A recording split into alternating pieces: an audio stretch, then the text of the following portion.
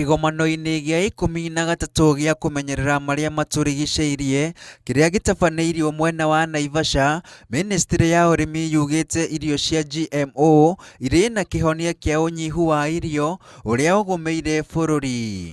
A number of litigations have emerged and which appear to derail the adoption of modern technologies by communities who are desirous of new innovations to tackle various production constraints like pests, drought, weeds, and diseases.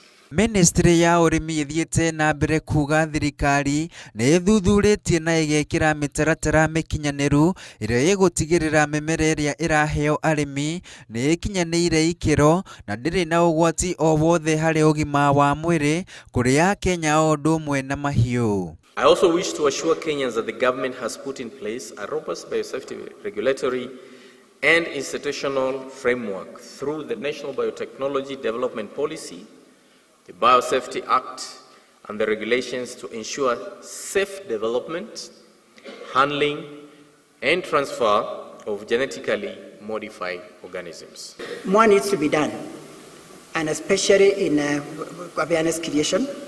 Delivering opinions is bringing uncertainties, fears, and doubts. We must talk to one another. We must listen to one another. We must be able to talk to understand one another.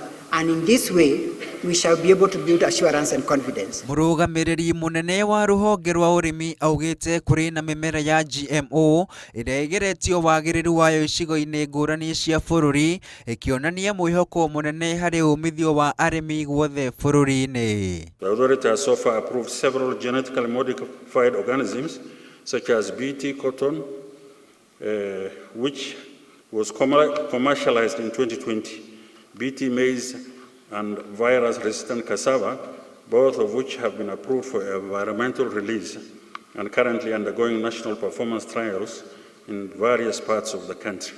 Ngĩribotera Inooro TV, rĩtwa rĩakwa nĩ Karega wa Buthia.